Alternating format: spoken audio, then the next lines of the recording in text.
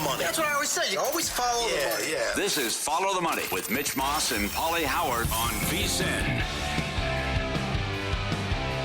Here we go. Welcome in. It is Follow the Money on VSiN, the Sports Betting Network. Mitch Moss along with Paulie Howard. We're live in downtown Las Vegas from the Circa Resort and Casino. Busy 3-hour program lined up today. Among our guests, Kevin Coljet from back in Omaha, as it's a triple header today, and there's a game ongoing as we speak, and a big one coming up a little bit later on tonight. He's the owner of Rocco's, where we broadcast from last week.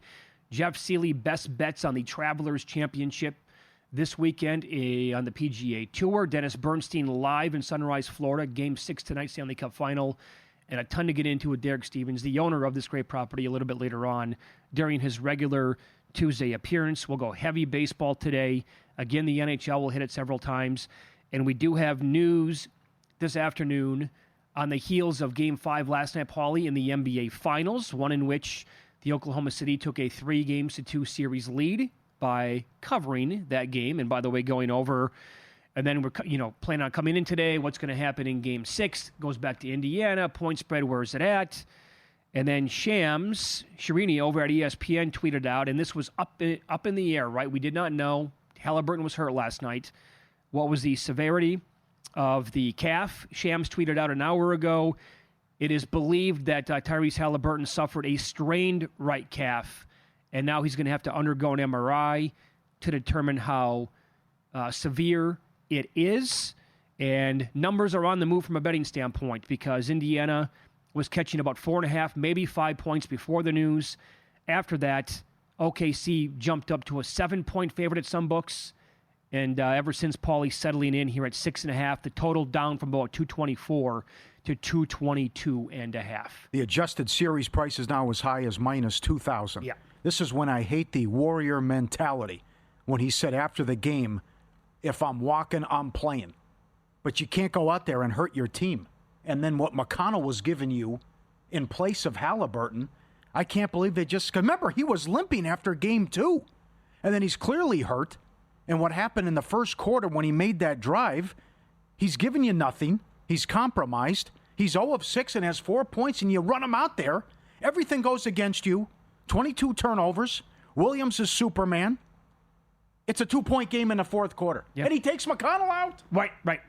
Can we get a clarification on that, please? Carlisle's done a really, really good job in his career and throughout this series in the playoffs. Last night was inexplicable to me. How did you make that decision? How was McConnell not on the court? I thought that he was the sole reason why you were still in the game. The guy was fantastic. Halliburton is visibly hurt. And yet, nope, McConnell has to go to the bench and then comes out when the game's over with, and it's a total blowout again. I was baffled at what I was watching. Bad job by Carlisle. I don't know if they win the game. Do they cover? That's the most important question, I think, for many people. Don't you have to show the guts and the right thing there and say, you know what, I'm hurting my team. I can't be out there? I think so, yeah. It's okay to say that. He had a horrible game. That's not you. You're a hell of a player. You were atrocious. But I cut you slack because you're hurt. You can't put them out there. And then after the game, if I'm walking, I'm playing. No, you're not. Mm-hmm. You're not. Because it could be worse. You could make it worse. And you're hurting the team. And the other guy is doing a better job and was 18-4-4 with 2 steals. What do you think happens in the game last night if Carlisle says, look, Tyrese, we love you. You've been unbelievable for us. You're taking a seat on the bench. You're not coming back into this game. And he just gassed out McConnell in the game. Or played him as many seconds as he possibly could. There's ways around it, though. There's so many damn timeouts and commercial breaks. I know. Fouls, whatever. There's ways around it. I mean, the guy's a professional athlete. He's in shape, and he's used to this. He was fine. I thought he would have been great. I thought so, too. I thought that, and then for them to be in that situation and down big with everything going against them, and Sloppy Joe, 32 OKC points off the 22 turnovers, and yet we got a 2-point game with 8 minutes left. They're right there. Yeah, it really is remarkable, all things considered, like you just said. OKC got that game from Williams. You brought that up. I mean, and the list now is endless about how many guys with like Hall of Fame careers never scored 40 in an NBA Finals game. Well, Jalen Williams has now done that. SGA had 30-plus points in the game, and you got that performance out of Wiggins. Great. See, that was a great job by Dagnall, recognizing, okay, he's had the hot hand here. Let's keep riding him, and Wiggins delivered yet again. Great job out of that kid.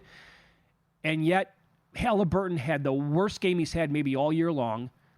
and they could not stop the dumb turnovers were enough to make you want to throw the remote. Yeah. And I also thought, yet again, they did not get a very friendly whistle. For what it's worth, I had no action on the game last night. No, OKC gets a completely different whistle from everyone. I don't especially get it. SGA. And, oh, by the way, they're allowed to play physical on defense, too. Yep. But yet, if anybody breathes on SGA, he's going to the free throw line 15 times in the game. It's just baffling to me how that works. But with all that considered, there was still a chance there where Indiana, oh my God, it's a one-possession game here. And I don't know, Jalen Williams, how many times did he go to the rack last night and throw it up like this, and it banks in off the glass from 8 feet out? Like, those shots were not easy that he was hitting last night. Mm-hmm. I mean, he had a phenomenal basketball game. Mm-hmm. I also thought that, again, some of those shots were kind of lucky to go in, but now adjusted, by the way, for the player props in Game 6. At DraftKings, McConnell's points prop is 10.5. You can bet over 5.5 assists or 6+ at plus 115, and basically 4+ rebounds at plus 110. But we don't know, obviously, the status right now of Halliburton, and then how much time he would play and how much that would impact McConnell. I mean, I think McConnell has been phenomenal in this series. And so he's got to get a ton of run. Siakam's been good, too. And Williams was 30-1 to score 40 points last night. Wow. 4-1 to score 30. So they need every bit of it. And that was, again, how many people shut the game off? You had to watch. It's right there. It's the number's 9.5. Indiana's got the ball down 11, coming down, right? Even with 30 seconds left, they get the stop. Can you score? No, Can't do it. The kid misses the free throw as well after the and one. I mean, it came down to the final possession, 120 to 109. Oh, it was great. And one request, though, because we, again, saw both teams go to the free throw line a lot last night. Is there ever going to be a day in the NBA Finals, because this happens, I think, pretty much every year, can we just let them play occasionally? Do we have to have 35 trips to the free throw line for these teams? And can we? Are they allowed to be physical at all, or no? It absolutely drives me up a wall from just a basketball fan. Oh, okay. Standpoint. They let them play the first 3 series, conference finals, first round, etc. Well, here they're not. Okay. You got to believe that Jalen Williams is live to win the NBA Finals MVP. Down to 7-1. He was 36-1 before Game 4 that I saw. And he was 15-1 before the game last night. Interesting point, because you have to handicap voters, and who knows what they're going to do. You know, so many people were screaming what happened in Eastern Conference Finals MVP. Go back a couple years ago with Denver and Miami, that a couple people wanted to make the case for Butler, even if they lost. And what happened with, if Butler, if the Heat were going to lose to Boston, and what happened. And then you saw significant movement today with the Conn Smythe. So if you are a prominent person on X and you make a case for somebody, whether any market, that can change it, swing it, move the odds. And then NHL.com today talked to 9 writers, and it was all over the place. And then the numbers went crazy. So a couple of days ago, I say you're out of your mind. But SG is probably going to win it. But if Williams goes for 35 again, sure. You don't know how these people are going to react and vote, because the stuff I saw today on NHL.com with the Conn Smythe was freaking lunacy. Sure. Like, I honestly don't know how you can say it's over with. And rather than playing like Oklahoma City, and they're 2,000 now to win the series, like you said, would you rather play SGA at minus 550 to win the MVP? I wouldn't, because I think there's a clear path here for Williams. To your point, though, I don't know how the voters are going to go for it, but there's a path here where Williams is going to steal this thing. And the scenario was there, actually, if we never got the injury to Halliburton last night. Uh-huh. Because, and we talked about this on the air yesterday, and we talked about it on Saturday Live from Omaha as well. I wanted Oklahoma City to win big last night so I can come back and grab a number on Indiana in Game 6 back at home. That was the game that I had circled.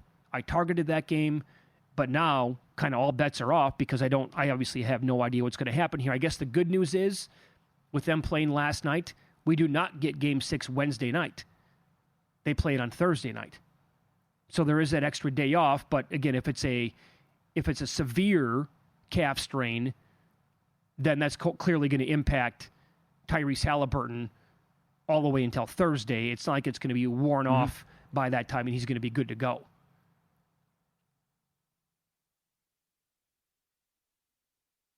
McConnell 10.5 points right now at DraftKings. Yep. I'd be fine with playing him major minutes. I with wonder the what- season on the line, and I think the others will benefit, and they can win this game and force a Game 7, even without him or compromised. If we find out that Halliburton cannot go, I wonder where those numbers go for McConnell. Because right now, 10.5 points, 5.5 assists, 3.5 rebounds. That's too low, right? Yeah, there's 4.5s out there, too. Yeah. For assists? Yeah. Or rebounds, I mean? No, assists. All right, okay. Yeah. Yeah. All right. I just don't understand it. He's not 100%, it's clear. We were concerned at halftime. He insisted on playing. You're the coach! Yep. Say no!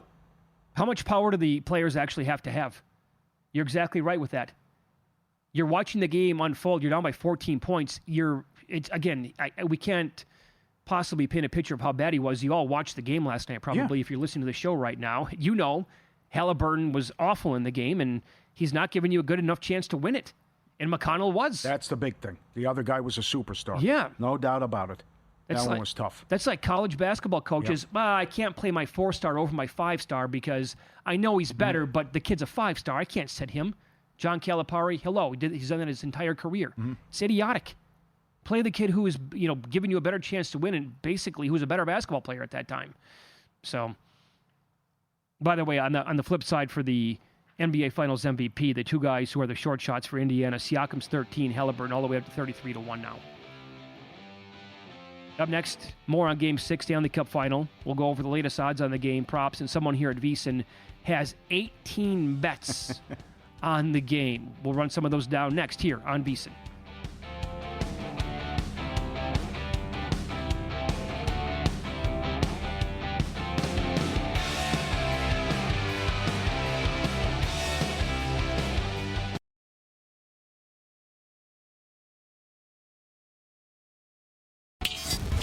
This is Follow the Money on VSiN. Paulie, College World Series today, kind of with a triple header because LSU defeated UCLA 9-5. That game was suspended last night. They finished it today. Right now, top of the fifth, Louisville leading Oregon State 4-2, and later on tonight, UCLA has to play again against Arkansas. And we head back to Omaha now as the owner of Rocco's, where we were broadcasting from last week. And over the weekend, Kevin Colgett joins the program now. He's on the Progressive guest line. Kevin, good to talk to you, buddy. How are you today? I'm awesome, fellas. How you doing? Well, Good, sir. Probably not as good as you. Yesterday must have been all-time good, right? Because not only did Arkansas play the early game, the kid goes out there with the first no-hitter at the College World Series since 1960 with 19 strikeouts.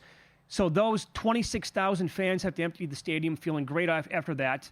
And, oh, by the way, LSU plays in the night game, and forget rain delay, it was suspended. And you said that was a dream come true. Yesterday, best day of your life overall at the bar?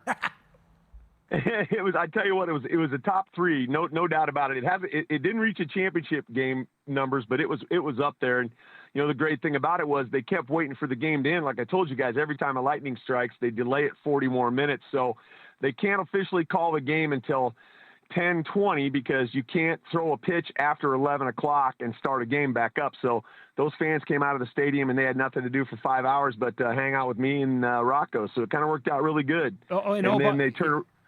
I was going to say, by the way, the rock star himself, Paul Skeens, was there with his supermodel girlfriend, Livy Dunn. Yeah, it wasn't too bad. They were there, and Todd Graves was there. Matt Rule, Nebraska's coach, stopped in. So it was a who's who of people yesterday enjoying Rocco's Jello Shot Room. So it was fun. So how does that work where Todd, owner of Raising Cane, says he's coming in, I'm coming heavy, I'm bringing Skeens, and we're going to pack the place? How much notice do you need? And I'm sure it was all over social media. It was great how it was a zoo. How do you handle that then as an owner when you got a superstar coming to the bar? It's tough because you want to make sure that they're in a spot where they're not going to get bothered. So basically, where you guys set up, it was kind of cordoned off, and so we just kind of use kind of the same setup. They bring their own security and everything, so we don't have to worry about that. We bring them in the back door, so that they don't have to fight their way through the crowd. You get them in there, and of course, social media is all over the place, and so it's packed and it's kind of a mayhem, but it's a good mayhem, and they have a good time, and people like to see them, and there's nothing like the press I get out of it, that's for sure. Yeah, 2 years ago, Todd brought Joe Burrow in. Yeah, Joe Burrow came in. I'm a huge Steeler fan, but it was nice to meet Joe Burrow. He's a good guy, and snapped a couple photos with my boys and I, and he came in. They don't stay very long. They come in usually about 45 minutes or an hour maybe before the game. They head over to a suite, I'm sure, and they watch the games, then jump on the jet and fly out. So it's a pretty good lifestyle, I'm thinking. Absolutely, no doubt. Love Raising Cane's as well. Update us on the Jell-O Shot Challenge, on where LSU's at after they set their record 2 years ago, and the overall record of how many Jell-O shots you can sell right now on the board. Yeah, so LSU's pace is a little thin compared to, setting the all-time record. The overall Jell-O shot board, I think we're about 4,500 shots ahead of our overall record of 98,000. So, I think we're going to crack 100,000 for sure. And again, the next couple of days are going to be, pivotal in who gets a chance to win the whole thing and who gets a chance to set the record. Again, it's going to come down to Arkansas and LSU, I'm sure. For business, you need Arkansas to beat UCLA tonight, do you not? Oh, 100%. Yeah, absolutely. And then I need Arkansas to beat LSU tomorrow because I need games on Thursday. So, the difference for me between having no games or one games or two games is massive. So, we're cheering for the losers bracket now, big time. I was going to say, how does this work? I think I have this correct, and correct me if I don't, but tomorrow Coastal Carolina will play the winner of the game that's going on right now, Oregon State Louisville. And if Coastal wins that game, then there's no game on Thursday. And the same can be said for LSU. If they beat their opponent tomorrow, there's no game on Thursday then? Yeah, that's the way it works. And last year was the first time we had that happen in a long time. Usually you get one. Usually there's one upset at least. You hope for two. But last year there were no games on Thursday. So it's still fun around here and everything, but obviously it's now nowhere near the amount of volume that I would have if I have one or two games. So tomorrow I'll be cheering for, although I love Coastal, I'll be cheering for them to lose, and we'll be cheering for Arkansas to win. So and then do it again on Thursday. It'll be a blast. You have to hedge, Kevin. You got to go to the sports book and hedge. LSU's too good for business. It is so funny you guys would say that, man. I should have asked you guys what you thought and what I should do. I'm going to have to hedge because you're talking big swings in cash for me, guys. Yes, absolutely. Go to the Horseshoe, wherever Council Bluffs, and bet against LSU. You have to. How you holding up on Busch Light? Got plenty of Busch Light, Paul. If ever in doubt, I can always drag some over from Iowa. So we always got plenty of Busch Light. We'll never let the Busch Light fans down. There's always going to be cold Busch Light in my bars. Okay, excellent. What did you go through last night? How many cases of Busch Light last night? How many kegs overall?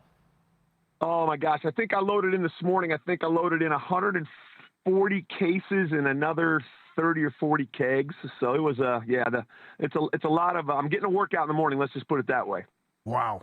Impressive, no doubt. How was it Saturday night? I think it was Saturday night when Derek did the giveaway and the young kid won the trip to Stadium Swim in Circa. So it was absolute. I mean, there's probably 1,000 people in line. So I'm stuck outside. All these people are out there, and he's giving away the trip. And everybody, again, it hits social media. It's a huge buzz, and the place was, going crazy. Well, then Pat, my bartender who you met, my manager, he's behind the bar. I'm outside with all the security. We're trying to, one in, one out.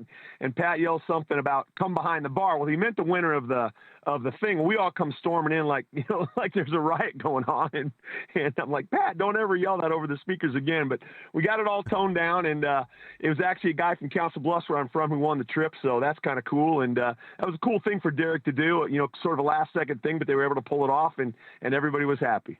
Very cool. All right, Kevin, thanks for the update. Glad it's going so well for you out there. And thanks for the time today. As always, we appreciate that.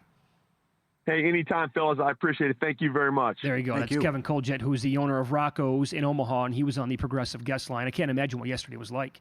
Oh. On top of all that, you have Skeens and Dunn there. Now, you laid it out. You start with the iconic all-time performance from Wood. I love the Omaha shirts. Those are going to sell big. Oh, that's good, yeah. So he third no-hitter, first since the 60s, as you mentioned. He strikes a strikeout record, right? So then Arkansas goes across the street to celebrate, and LSU fans are already there because they got the night game. And then he's like he told us when we were at Rocco's, he said his favorite 2 words are rain delay. And then that happens. And then the game gets suspended. They got to come back and play today, so it ends up being a triple header. And now Arkansas plays tonight against UCLA, and right now you got the middle game, Louisville on top of Oregon State. Yeah. So he's got a hedge. He knows. Well, he's got it. They're too good for business. Right. They're up to 20,000 Jell-O shots. They could challenge. They're behind the pace, but they could challenge their record of 68,000 Jello shots. No, and then, by the way, you're going to get a nice plus price on the other side. Yeah, right. So it's kind of a no-brainer that he's going to have to take them. And right now, in the sixth inning, Louisville on top of Oregon State 4-2. And the Cardinals currently favored in the money line, minus 220. Total's 10.5 in this game. I forgot to ask him about Murray State. That still blows me away. They've been eliminated. They're second last check in Jello shots. I'm a little they came strong. Disappointed in Arkansas. Yeah. That's surprising. Every time that they play, the stadium looks like 22, 23,000 people in red. And they showed up, and they were massive when we were there. And yet they're not close on the leaderboard. And they're laying 2.5 runs tonight against UCLA. That total's 10.5. Did you watch the LSU game earlier? ESPN showed Mardi Gras Mike with the 13-foot Tiger. 972 miles, drove it out here, and just drives around, and they got the speakers blaring, Born on the Bayou in Louisiana Saturday night. Who was telling me this? They think that the person who was driving that Tiger around, that's his job. I wouldn't surprise me. I had the conversation with somebody yesterday. I can't remember who it was. Just drive it around and play the music. So he drives it in, and then like he comes here and hangs out, tailgates, goes to the games, but he's the guy who's responsible for driving that big Tiger on like a parade float around the whole time. Yes. It's not a bad gig. Yeah. They called up Kevin and said, hey, we want to put it. He goes, you can't put it here. We'll call the city. He goes, well, they're going to tell you no. And then we get off the air, and it's right in front of our hotel right there. And then he's driving it around. And they showed it on ESPN today. I think that's probably his gig. The wind is blowing in last night, like 10, 15 miles an hour. Runs are at an absolute premium here in previous games. I have the under 9.5 in LSU UCLA. Under at even money. Not bad beat. It's 4-3. Canceled. In the first inning. Yes. No, it wasn't. The ticket wasn't canceled. It ended up being a loser. Carried over to today. Oh, they did that? But regardless, I mean, 7 runs in the first, and the guy smoked like a 450-foot home run in the first inning into the wind when nothing was happening offensively. Rough stretch, man. Tough. What a day for him. Unbelievable. You couldn't draw it up any better. Oh, yesterday Omaha was the spot to be in the country yesterday. You get the call from Todd. I'm coming in. I'm bringing Skeens and Dunn on my jet. Yeah. We're going to hang out. Show up for the game, and now it starts with Arkansas. There's Derek from Saturday night. Oh, there's Skeens on the board, too. Yeah. I'll tell you, I agree with everyone. He's got nice handwriting. Everybody's saying that? Yeah. No. Look at it. It's very clear with the numbers. I didn't know what you were going to say there. He's got nice something. I was like, what? Yes. He's got nice handwriting. I got terrible penmanship. Okay. I'm terrible. They think I'm a doctor. I'm horrible. How bad's my penmanship? Can't read anything. See? There you go. Yeah. Win-lose up next, and a significant move in Major League Baseball awards because of this.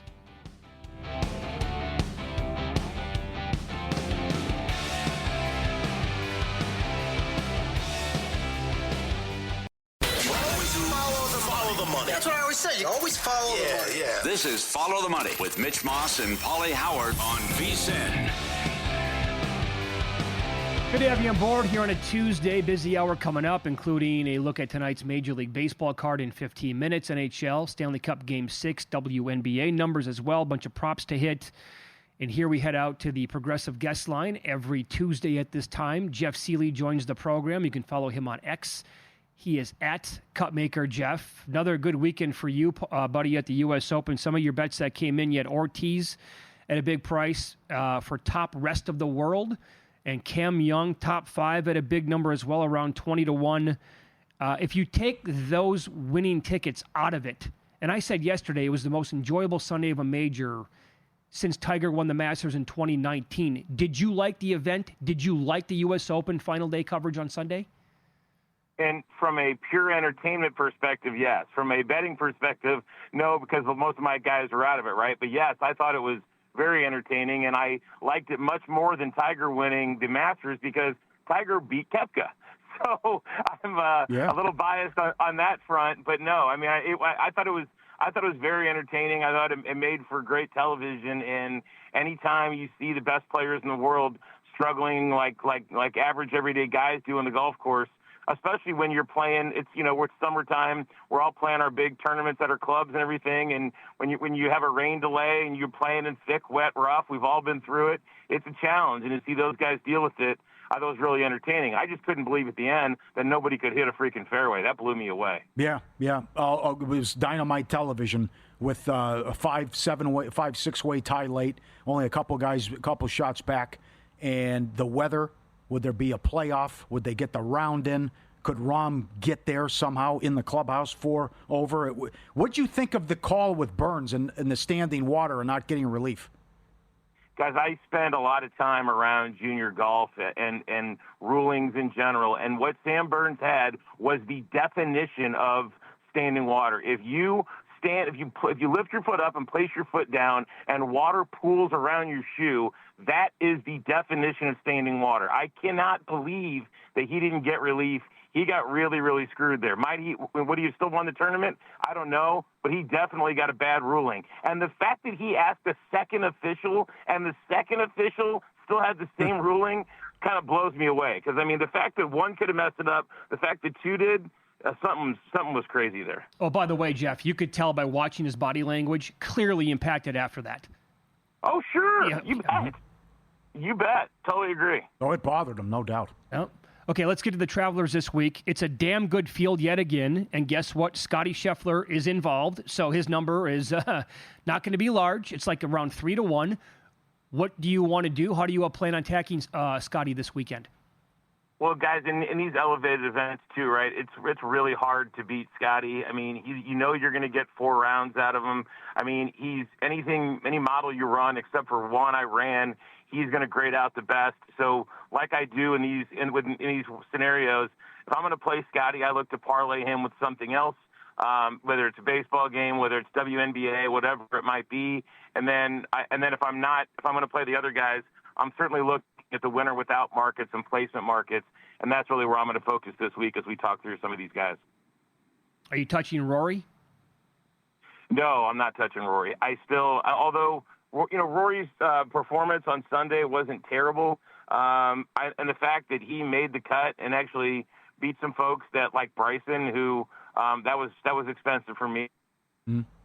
Bryson, I did win a Rahm over Rory bet, but no, I mean, I think that I'm not going to play him. There's too many other guys history here, and a scenario where it's just wedges and putting, I think it really mitigates a lot of Rory's advantages that he has over other guys that I don't think are going to be as relevant this week. All right, mid-tier golfers that you like this weekend in the 18, 20, maybe 22-1 range.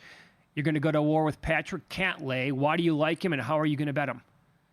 Yeah, guys, I said that course form matters, and outside of Scheffler, nobody has better course form than Cantlay. He's 18-1 in the winner without market. In the past 5 years, his worst finish is 13th, which includes 2 top 5 finishes here the past 2 years. So he missed the cut in his last 2 majors, but otherwise his form's been very good. 13th at the RBC Heritage, 4th at the Truist, 12th at the Memorial are all reasons to have some good faith in Cantlay here. So add recent form to course form. If he putts well, I expect him to finish inside the top 5 and really contend for a win.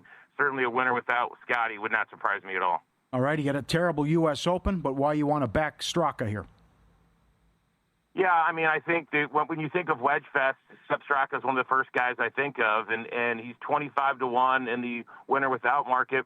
One of the comp courses that people use for this course is TPC Deer Run, where Straka won in 2023, and he's had success here too, finishing top 10 in 2021. So he's gained on approach in 9 of his last 10 events, and a true testament just to how good this guy's ball striking is. His ball striking has been phenomenal. Yes, he had a terrible U.S. Open, but what really stands out to me with Straka too, guys, is outside the U.S. Open, his putting has been very, very good lately, gaining an average of 6 strokes putting over the last 3 events leading into the U.S. Open. Of course, he's had some experience at. Of course, he's played well. If the putter stays hot, I like Sepp Straka a lot. Let's follow the money here on VSiN, the Sports Betting Network. Our guest, Jeff Seeley, and he is on the Progressive Guest Line. You can always follow him on X. He is at Cutmaker Jeff. Okay, so then after what happened, we mentioned him earlier, Sam Burns, and fell apart, never got the ruling to go his way, which completely stunk, and kind of gave the tournament away, I guess.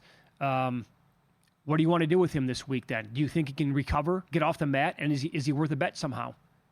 Guys, if you zoom out a little bit on Sam Burns, though, and look at him, if you take the name Sam Burns off and just look at the stats, he has he really is quite interesting. He has 2 top 25 finishes here in the past 5 years, and his current form couldn't be a lot better. 7th, 2nd, and 12th in his last 3 events, and Sam Burns is the best putter in this field. So his wedges are average, but if they heat up this week, we know the putter can carry him. I'm definitely interested in Burns, and I especially like him as like a top 20 play. He may not win, but again, he's going to have 4 rounds to contend. That putter heats up. The course form is solid, and the recent form has just been too good for me to ignore Sam Burns. Right. And I think he probably has a little axe to grind and something to prove here to get back on top. Fair enough. You're going to go to war with at least one bomb, as you do every single week. Who is that bomb? Guys, my first grade model I talk about every week, the number 1 guy was Tom Kim, who ironically finished 2nd here last year. Kim finished 33rd at the U.S. Open, but it had been a real struggle for him prior to that. So he's 2nd from 125 yards and 6th from 150 yards in a wedge fest. So there's a lot to like there. His putting's been pretty average, but he doesn't need to putt great to have a good finish. He's only gained 2 strokes putting when he finished here last year, so he can contend without having to putt great. His caddy, Paul Tesori, helped Webb Simpson have success here with 2 top 10 finishes. And if Kim's wedges stay hot, then I think he could be relevant here. So we had success with Ortiz last week, and I think we could have success this week. 90-1 outright. I think he's 70-1 in the winner without market. Very interested in Tom Kim again this week. As somebody who lives in the Indianapolis area, Pacers fan, Pacers backer with your bets, you had them with some tickets to win in 6. How frustrated were you? I don't know if they're going to win the game last night, but how frustrated were you last night watching when Halliburton was clearly hurt, not the same guy, and yet Carlisle would not go back to McConnell until it was too late? It was inexplicable, and I couldn't have been I couldn't have been more frustrated. I'm still frustrated. I mean, it really was inexplicable. I mean, T.J. McConnell was having a career game, and honestly, they didn't have a lot of answers for him. That was the craziest thing. He was getting to the bucket. He was effective. He was very effective. He and Siakam were really our only 2 effective scorers. I mean, it was crazy. So yeah, I mean, it's gonna be really interesting to see what they do in Game 6, because Halliburton as a decoy isn't that effective, and he's not clearly hurt. He's not shooting the ball great. I don't know what you do, but I guess you run him out there and see how he plays in the first 5 minutes, and if he doesn't, then you figure out plan B and let Nembhard and McConnell run the show. Do you think they can win if Halliburton's compromised? No. Yeah, I agree. Yeah, I agree. All right, buddy. Thanks as always for the time. Go get him this week, okay? Thanks, fellas. Take care. Thank you. There you go. Jeff Seeley on the Progressive Guest Line. A bunch of bets there. And Sam Burns made a good case for him. It's always tough, but you got to forget about that.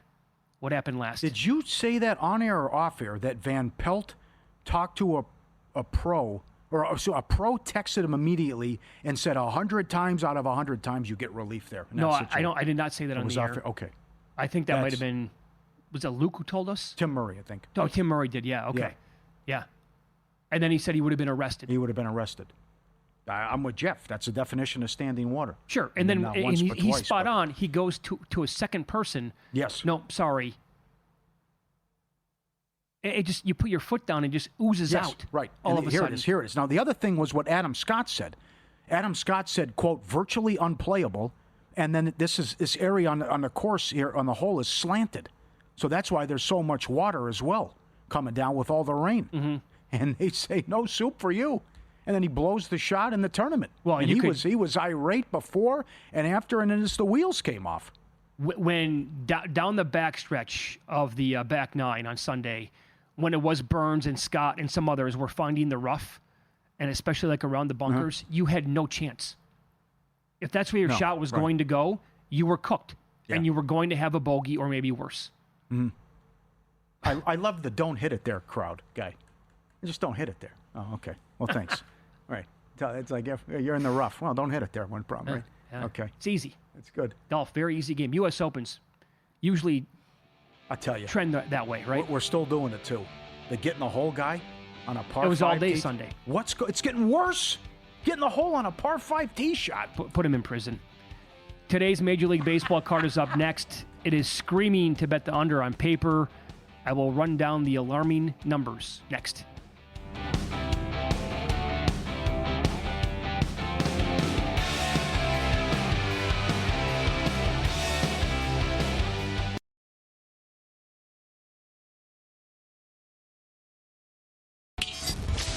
This is Follow the Money on VSiN. Welcome back. It is Follow the Money here on VSiN, the Sports Betting Network. We're live in downtown Vegas from the Circa Resort and Casino. And every Tuesday at this time, the owner of this great property, Derek Stevens, joins us here on the set. Good to see you again. How are you today? Excellent. Good to see you, fellas. Well, we were all in Omaha together. You were responsible for making all of that happen. We thank you for that. Kind of one of those bucket list items, right, to cross off the list. Overall, how did it go from start to finish? From my perspective, went great. Met a lot of people, booked a lot of conventions, a few bachelor parties. Yes. A lot of hotel rooms. Met a lot of people. Got a lot of people over the border. I don't know if you guys saw, but our younger crew that we had out there with the party buses going back and forth over the bridge. Boy, they did a heck of a business there. It was pretty cool. How'd that go? Because the setup was we were only a few minute walk over the bridge to get to Iowa. So you had shuttle buses that were going to be running pretty much the entire time to get people to go over to Iowa where it's legal to bet. Yeah, Mike Palm likes to walk, so he walked over the bridge. Over this bridge, there's a big black demarcation line. Mm-hmm. It says Nebraska or Iowa. You actually got to go over the line by a couple of feet for your be geolocated, but you got to climb all the way up that hill, and it's hot as can be. It wasn't it was easier to put everybody in a party bus, play the music, have a couple drinks, go over there and come back. It was far more suitable environment to get people to figure out their bank account and how to download and register and fund and make a play. And that's what Kevin's going to do, owner of Rocco's, because he has to hedge because LSU. Yeah. I mean, if he makes so much money, if LSU, the longer they play and the more Jell-O shots they buy. Yeah, it's funny. Sometimes people say sports gambling, oh, you're not in the sports gambling business, you're in some other business. Well, of course, you're a big gambler. It's six figures. It's six figures for him if LSU would get knocked out early. Minimum of 6 figures. What am I talking about? It might be close to 7 figures of a difference at that place. If LSU went out 0-2, it's probably $1 million in difference. Yeah. I mean, based upon the amount of Jell-O shots, they're going to do 100,000 Jell-O shots price. That's $500,000. Plus, everybody who buys a Jell-O shot usually buys a couple of beers over there. And then think about what it was like yesterday. I mean, what a perfect day for the locals there. I mean, the kid for Arkansas throws a no-hitter for the first time since 1960 with 19 strikeouts. Yeah. That's the Arkansas fan base. Oh, then, by the way, the crowd empties out from the stadium. There's Paul Skeens and Livy Dunn at Rocco serving up shots. And then LSU's playing the night game. Yeah, then all of a sudden, the raid comes in, and you got to refill the bar real quick after 3 innings. How perfect can that be? Yeah. My goodness. That's right. It was really amazing. Yeah, that Gage Wood. I'll tell you what, I'm a Tiger fan. I was hoping he was going to – I was hoping he would fall to when the Tigers selected. After that game, I don't think the Tigers are going to get to see him. He's going to go – I think he's going top 15 now. I mean, that was an incredible performance. Oh, man, he was so good yesterday. You know what's amazing about this? I took a program, and I'm going to save this program, and I bet you in that program we're going to get at least what, 30, 40 guys in the big leagues in the next couple of years that were in that program out of these 8 teams. I mean, and some of them might be playing in the World Series this year. Sure, the quick turnaround. This day and age, not like baseball in the old days, you have a first-round draft pick, and then you forget about him for 3 years, and then he works his way up. Nowadays, that's not the case. And with NIL and everything, these guys coming out of college, I mean, boom, they could jump right into rotation. I think the first time I remember that happening, or I can remember, is Finnegan. Finnegan. I was going to say Finnegan. Right? Yeah. Because he pitched for TCU with Schlossnagel as the head coach, and and then he was drafted by the Royals. The Royals. Boom, he's in the World Series. And there you go. But he's pitching already. You're like, holy hell, that was fast. Yeah. But I think you're going to see a little bit more of that. I mean, these pitchers we saw, take a look at on the game we were at on Friday night. You got LSU starter, unbelievable. Then you got your 8th inning guy, 9th inning guy. One guy's a freshman. They could all be the number one on a lot of different teams. This kid Shores that closed out today, unbelievable. These guys all go. How do they get so many kids pitching 100, 101, all 6'5"? I know. How's the betting handle been here at Circa?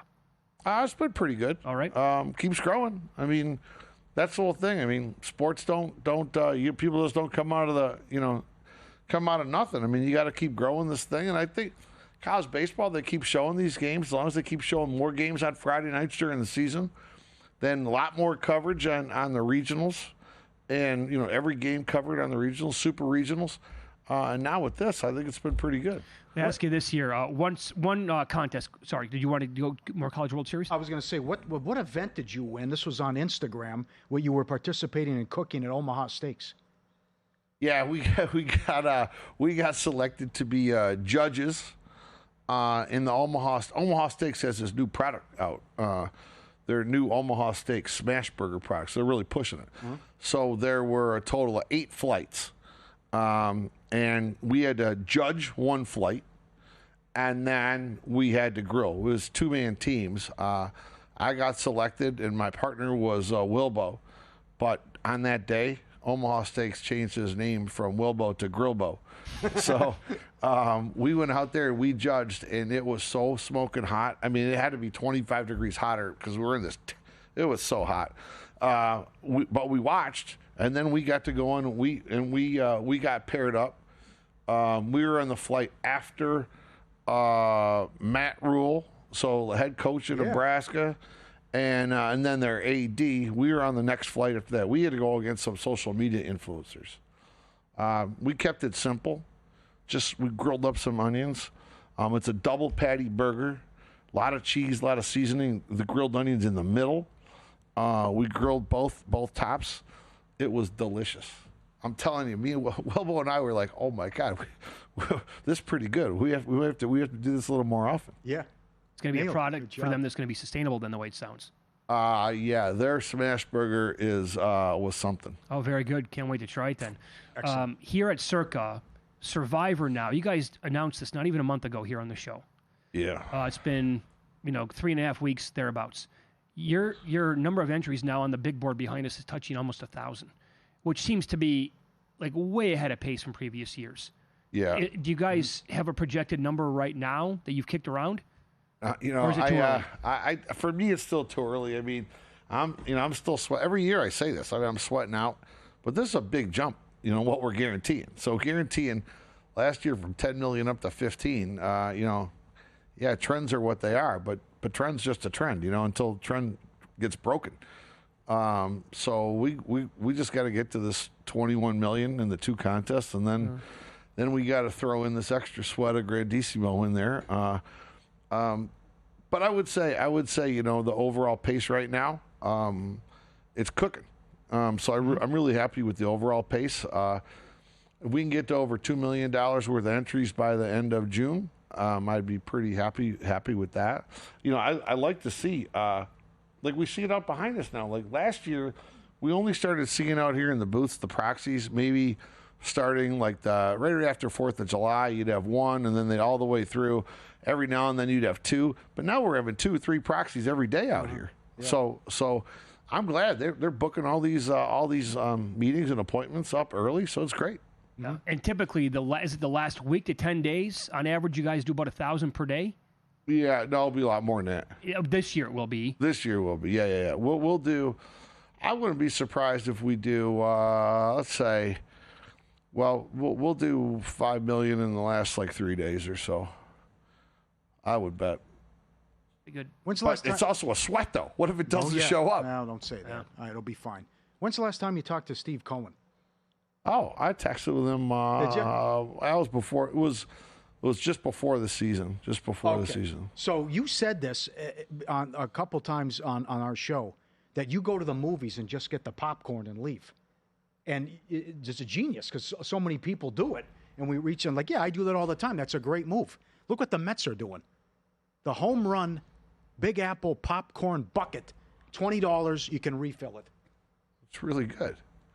That's really good. I mean, movie theater owners like it when you buy the popcorn because that's where they make the money. They don't really make any money on the ticket. All goes to the one producing the film. Like tomorrow, we're gonna go up to the store. We're gonna get a whole bunch of popcorn, and we get to review the first 2 episodes of Circus Survivor. There you go. Quest for 9.2 million and everything.